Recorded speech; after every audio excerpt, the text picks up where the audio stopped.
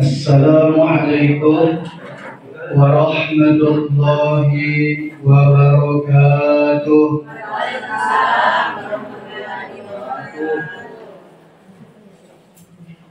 Bismillahi walhamdulillahi wassalatu wassalamu ala rasulillah. Bismillahi ma sya'allahu kana ma lam yasha' wa lam yakun. Bismillahilladzi la yadurru ma'a ismihi syai'un fil ardi wa la fis sama' wa huwas sami'ul 'alim. Subhanal malikil quddus subuhun quddusur rabbuna wa rabbul malaikatu war ruh. Subhanaka la ilma lana illa ma 'allamtana innaka antal alimul hakim. Rabbi shrah li sadri wa yassir li amri wa hlul 'uqdatam min lisani yafqahu qawli. Faqad qala Allah Ta'ala fi kitabihil aziz wa huwa asdaqul qailin. A'udzu billahi as-sami'il 'alim minasy syaithanir rajim. Bismillahilladzi la yadurru ma'a ismihi syai'un fil ardi wa la fis sama' wa huwas sami'ul 'alim. Al-malu wal banun zinatal hayatid dunya wal baqiyatus salihatu 'inda rabbika thawaban wa khairun 'amala. Wa qala aidan inna min amwalikum wa auladikum aduwwan lakum fahdharuhum. Faqad qala habibuna sallallahu alaihi wasallam awlan nasi yawmal qiyamah man akthara alayya salata. Sadaqallahul azim wa ballagha habibuna rasuluhul karim wa nahnu ala dhalika minasy syakirin wasyakirin. Ista'udhin li syekhina Syekhul Kabir Al-Mukarram, gurunda kami mohon izin kepada beliau sang motivator. Dengan sebab tangan beliau lah kami bisa berdiri, kami bisa berbicara di depan kita semua. Tanpa sentuhan tangan beliau, boleh jadi kami tak mampu menyampaikan bahkan satu kata pun. Pribadi Profesor Dr. Muhaimin Muhammadiyah MAG. Yang dimuliakan Allah Subhanahu wa Ta'ala, mengawali daripada materi kita hari ini, meskipun kita berada dalam bulan Dzulqa'dah, di awal bulan Dzulqa'dah, tetap saya ingin mengajak kepada kita semua untuk mengambil keberkahan melalui sholawat. Mari sama-sama kita bersolawat, lanturkan sholawat kepada baginda Rasulullah sallallahu alaihi wasallam. Sallallahu ala Muhammad sallallahu alaihi wasallam. Sallallahu ala Muhammad sallallahu alaihi wasallam. Kawan-kawanku, silsilah malbiku memuarik pada nama Syekh Allah Subhanahu wa Ta'ala. Ketika kita bersolawat, seharusnya berbesar hati kita bahwasanya sebentar lagi Allah akan selesaikan masalah saya. Kalau kita melaksanakan ibadah umroh, ibadah haji, kenapa askar polisi security yang ada di Hijaz, di tanah Arab, mereka tidak terlalu repot, mereka tidak terlalu sibuk. Kalau ada orang yang berantem, kasih PK-PK di si boko-boko penawa dan sebagainya, di sana polisi cuma bilang saja, "Sallu ala Nabi." Sudah, mereka langsung saling berpelukan, selesai masalah. Kalau suami kita paham, ibu-ibu paham, anggaplah suami kita sedang marah. Jadilah pendengar setia, biarkan dia ngoceh, sambil kemudian kita sibuk bersalawat dalam hati. Selesai dia ngoceh, baru kemudian kita beritahu, "Sallu ala Nabi," selesai masalah. Begitu juga Bapak, hadirin sekalian, istri kita sedang marah, bahkan kemudian bentakannya jauh lebih keras dari kita suaminya, dengarkan saja. Karena huwa aqwa minkum. Siapa orang yang paling kuat di antara kita? Orang yang kuat bukan orang yang berotot baja, bukan orang yang bisa ngangkat beban ikut gym dan sebagainya. Orang yang paling kuat adalah orang yang bisa menahan amarahnya. Maka kalau ibu sedang ngoceh, suami kita menjadi pendengar setia, sambil sibukkan dalam hatinya bersolawat. Kemudian setelah selesai ngoceh dia katakan, "Sallu ala Nabi," insya Allah langsung meluluh perasaan itu, damai rumah tangga kita. Bapak Ibu hadirin jemaah sekalian, ibu ini satu makhluk, satu sosok yang sangat luar biasa, diistimewakan oleh Allah. Dan keistimewaan yang khusus itu disembunyikan oleh Allah. Karena menghindari kecemburuan, menghindari terjadinya jarak yang kemudian menjadikan kita minder kepada suami kita dengan sebab melihat dari kalangan laki-laki kan ada yang menjadi nabi, banyak di antara mereka menjadi aulia. Bagaimana kami para wanita? Ternyata disatirnya, disembunyikannya kemuliaan yang Allah berikan kepada ibu, meskipun kita tinggal di Balantang. Kalau kita gunakan dan genggam itu dengan baik, yakin dan percaya, kelak nanti kita akan dimuliakan lebih mulia daripada 40 orang waliullah. Ibu, kita mau dapatkan derajat itu? Mau nih? Karena sudah dijelaskan tentang keutamaan seorang wanita. Innam ra'atan madrasatul ula liwaladi. Ibu, kalau kita kuliahkan, kita punya anak di IAIN, ambil program S1 di program pendidikan agama Islam, berarti sudah akrab dengan dosen-dosennya. Dosennya sudah datang menjemput mahasiswanya. Dan selesai S1 lagi pasca sarjana, insya Allah sebentar lagi anak-anak kita akan menjadi dosen juga. Yang mulia, itu adalah jenjang pendidikan. Tapi para ulama menjelaskan pangkuan ibu di atas pangkuan kita sudah dijadikan sebagai madrasatul ula, madrasah pertama. Asikolam, pemulanan asikolam anak-anak kita semua ada di pangkuan ibu-ibu. Sehingga kita mau permantap agar supaya anak-anak kita sebelum didudukkan di bangku sekolah yang awal, sebelum dia duduk di pangkuan kita, maka para ulama kemudian menjelaskan, "Addibu auladakum bi khamsati wa ishrina ama qabla wilidam." Para ulama menjelaskan, ini bukan menggunakan kata terbiyah, tetapi menggunakan kata Ad-dibu.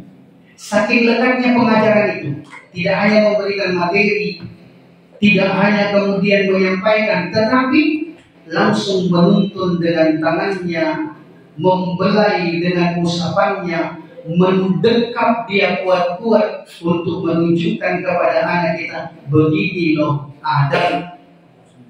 Bahkan diberitahu oleh Imam Ghazali, bi khamsati wa ishrina qablahu. Kapan kita mau didik kita punya anak, Bu? Di mana kita mau didik kita punya anak?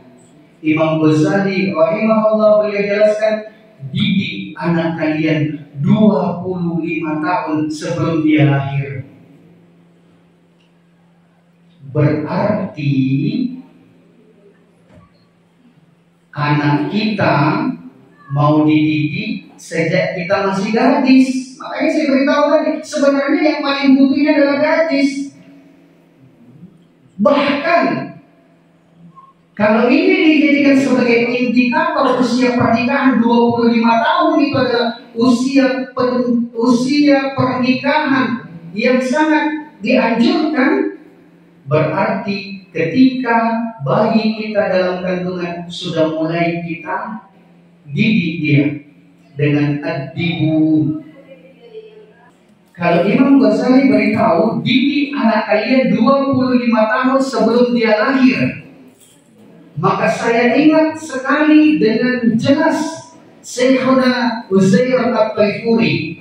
Beliau katakan, di dalam Islam tidak ada itu yang dikatakan ngidam. Ya Bu, kira-kira ya kita ngidam atau ngidam Bu? Berarti tidak ada pilihannya, ngidam ya. Kenapa kita ngidam Bu? Ini berhubungan dengan pendidikan. Kenapa kita ngidam Bu? Bahkan maaf, kalau kita ngidam, terkadang ibu kita pakai alasan. Alasannya bayi kita yang belum tahu apa-apa, yang masih muharrar, dia pada senang kasih makadani sampai kita bukan kita punya bro. Ya, maunya ini mau makan mangga, mau makan yang tidak ada dan sebagainya. Ya, alasan ini. Iya. Kalau saya sudah tahu jawabannya, tapi nanti saya jawab. Saya sudah tahu jawabannya. Ketika ternyata itu terjadi di dalam kehidupan kita, kita kembalikan kepada makalah hukama. Kalau mereka para ahli ulama mengatakan tidak ada itu ngidam di dalam Islam, kenapa saya mesti ngidam? Ya tadi Pak Prof ini istrinya beliau dokter. Jadi beliau lebih pantas sebenarnya melakukan pendekatan ya secara medis. Nanti lebih detail disampaikan. Kenapa keinginan Bu? Saya tanya dulu, kenapa keinginan Bu? Pulsa 100.000 lagi melayang.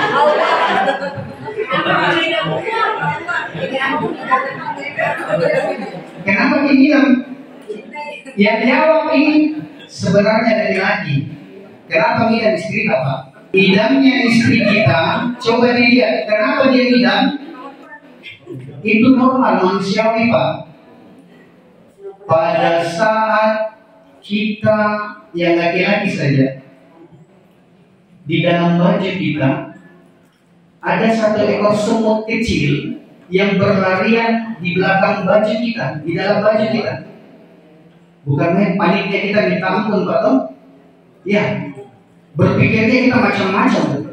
Ini bukan 3 kelabang ini atau apa dan sebagainya.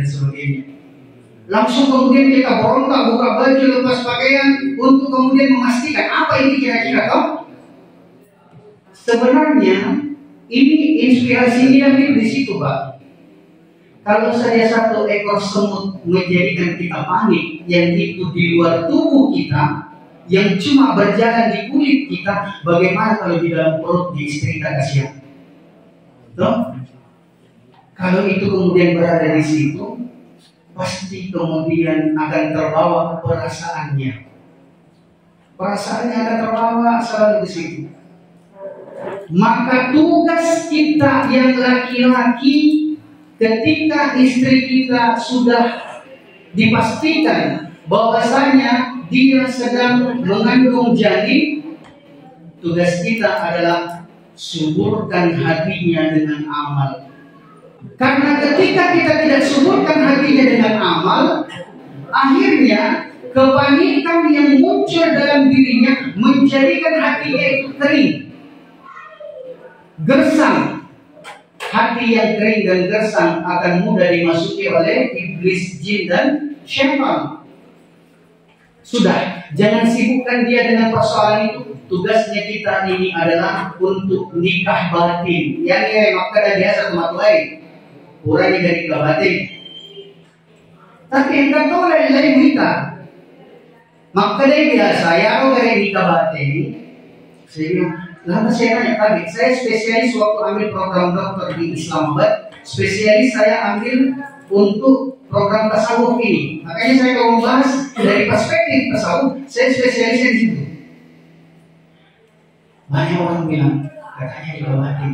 Saya bilang, bagaimana kan nikah batin yang kita maksud? Saya curiga ibu-ibu ini jadi korbannya juga. Katanya itu nikah batin menurut mereka. Saya pernah buat majelis yang sama juga, ya di Kabupaten Luwu. Katanya nikah batin itu begini, kalau sudah sah suami dengan istri, dikatakan oleh wali nikah sah, maka suami masuk ke dalam kamar untuk pasti rusak. Ini bahasa yang pernah saya minta di kedatuan. Saya bilang, tapi bisakah kita gunakan memperhalus, memperindah bahasa ini? Anak-anak kita kan orang baik semua. Kok kita pakai kata pasti rusak? Ternyata memang harus diganti lebih dalam lagi. Cuma untuk lebih umumnya bahasa ini dikatakan seperti itu. Pasti rusak, apa maksudnya itu pasti rusak itu? Pasti rusak jene maksudnya. Batal wuduknya. Ya, jadi ternyata saya curiga ibu kita jadi korbannya. Banyak di antara kita yang melakukan hal-hal yang keliru. Hari pertama nikah, detik-detik pertama menjadi istri, kita sudah keliru di sini. Masuk suami kita mau ketemu, maka dari biasa lek jadi injak kakinya, berlomba kita berdiri. Pemerintah wilayah Latin, Latino, alaikum kamu Mbak. Begitu atau begitu Bu? Tidak bisa kita bohongi karena lama ini kan. Ya, siapa yang ngajar itu? Pak Dekor. Siapa Pak Dekor kak? Ya, orang yang laki-laki yang gemah gemula itu. Masa kita mau diajar sama orang begitu? Kalau begini, ini yang perlu dikaji lagi. Makanya tugasnya dosen itu sangat ribet. Saya sangat mengaspirasi, kayaknya dikirim dari Belanda tempo hari ya, karikatur yang menggambarkan dosen itu tangannya 20 sabab mega melona jama. Iya, satu perspektif itu tadi harus dikaji lagi. Kenapa kemudian kita diajarkan dan berpandangan alaikum kamu yang laki-laki juga nggak mau kalah, mau juga begitu. Ternyata sama bacanya. Ternyata dilakukan itu untuk apa? Cie dari patudu, mel dari patudu, uranena. Dia mau tundukkan suaminya, atau suami mau tundukkan istrinya. Tabe, sekali lagi tabe. Saudara saya, ibu saya, ya. Kayaknya boleh kita sudahi dulu, ya, atau boleh kita kasih menepi dulu. Kalau niat kita ketika ingin memulai pernikahan untuk mempatutu, kayaknya sudah keliru nih. Seharusnya rumah tangga itu adalah untuk mempakar aja. Istri mempakar aja suaminya, suami mempakar aja istrinya. Bukan saling mempatutu. Rumah tangga itu bukan menang-menangan, bukan. Rumah tangga itu adalah kalah-kalahan. Siapa yang paling mengalah, maka dia berhak untuk dipertahankan. Kan begitu. Ya. Jadi kalau istri saya biasa marah, jangan bilang ini mau bicara macam bawang, kayak tidak pernah marah istri. Kalau istri saya marah, saya cuma diam. Ketika saya diam, saya beritahu suami begini yang harus kamu pertahankan. Ketika dia bisa marah, tapi dia tidak mau marah, kan begitu. Tapi marahnya di tempat yang lain. Kan begitu, bukan di mahasiswa. Woi, tapi saya mahasiswa begitu. Marahnya di tayangan khusus. Ya. Maka, masya Allah, ya. Yang perlu digalakkan adalah afsus salam bainakum. Galakkan salam. Ini saja sebenarnya. Sederhana nih, tidak tinggi-tinggi, jangan tidak bilang, Pak Prof ini doang baik baca apa nih nanti mengajarkan kita. Bacanya umum tapi kita tidak amalkan. Biasakan salam di rumah kita. Maka dalam kitab Hayatus Sahabat dijelaskan, satu orang suami, satu orang sahabat ketika dia masuk ke dalam rumahnya, salamnya sudah lain. Maka dia biasa, Assalamu alaikum ya babar rahmah. Ibu biasa kita dengar salam itu, Bu? Kalau tidak biasa kita dengar salam itu, kasih tahu suami kita, Pak, tidur di teras nanti malam kalau kita tidak apa salam dari Ustaz. Kan tidak repot Pak. Saya ulangi, Assalamu alaikum ya babar rahmah. Kan mau pakai aja gitu. Ini salam bukan salam biasa, Pak. Namanya itu salam Pak Bolo. Nareko salam seperti itu yang disampaikan suami kita. Oh berarti Melo Imam Bolo. Supaya kita tidak main hantam saja, supaya kita main tabrak saja. Kalau najawab istri kita dari dalam rumah, Waalaikumsalam ya ahlal jannah. Ya. Saya siap untuk melawan tanding. Kalau mau diartikan begini, Assalamualaikum, semoga keselamatan ke atas kita nih. Assalamualaikum ya babar rahmah. Ibu ini pintu kasih sayang. Ibu ini pintu kedamaian. Ibu ini wanita hebat dan tegar. Bahkan Masya Allah, saya sebenarnya mau kasih menangis nih, tapi dibilang Pak Prof kasih semangat saja. Iya, kalau kasih menangis tugasnya saya di kampus, ya kerjanya saya waktu masih sering mendampingi Prof Said di CBT. Kemudian ibu menjawab tadi, Waalaikumsalam, semoga selamat juga ambukna yang pulang dari Empang, yang pulang dari pasar, yang pulang dari kebun. Waalaikumsalam ya ahlal jannah, orang yang akan menggandeng tangan saya dengan tagline rumah tangga. Ibu, dulu waktu baru ditembak suami kita, janjinya apa? Sehidup semati. Pantas bintang banyak suami lebih dulu mati. Kalau begitu doa, sehidup semati, saya hidup, kita mati. Doanya apa? Tagline-nya mengatakan adalah sehidup sesurga. Ya, jadi nanti pulang ke rumah, Pak dirubah nih. Tapi kalau saya pernah, kalau bilang antara mimpi berhayal dan apa, saya dulu pernah awal rumah tangga bilang, saya mau tulis di pintu rumah saya itu, ya, lam tadkhul bidunil arabiyah, tidak boleh masuk kalau tidak pakai bahasa Arab di dalam. Padahal saat itu saya belum tahu bahasa Arab. Ternyata doa itu luar biasa. Ya, ternyata Masya Allah, Alhamdulillah. Sekarang saya di rumah kami semua bisa bahasa Arab. Anak saya hafal Quran, yang kakaknya juga begitu dan sebagainya. Ya lanjut. Nanti di rumah kami semua kuliah ini sudah mulai memang kuliah dari belakang. Ibu, maka persoalan yang pertama sudah selesai. Bagaimana supaya nikah batinnya kita itu tadi betul-betul benar-benar? Bagaimana supaya benar? Itu praktek yang salah tadi. Dan ini juga susahnya kita. Kalau disampaikan di materi contoh yang salah, yang salahnya diambil. Padahal perlu menjadi perbandingan. Kalau masuk suami ke dalam rumah, tadi pengantin baru, dia mau masuk ke dalam kamar, maka siapa yang bagus antar? Ya, bapak kita atau bapak dia? Ya, bapak kita. Berarti bapak saya dengan bapak ibu ya. Kita berdua. Yang lain cuma jadi penonton, Bu. Ya, masuk ke dalam pintu, saya setelah kemudian tadi Alek, kamu apa yang kita buat? Maka dia biasa itu mau kasih usah.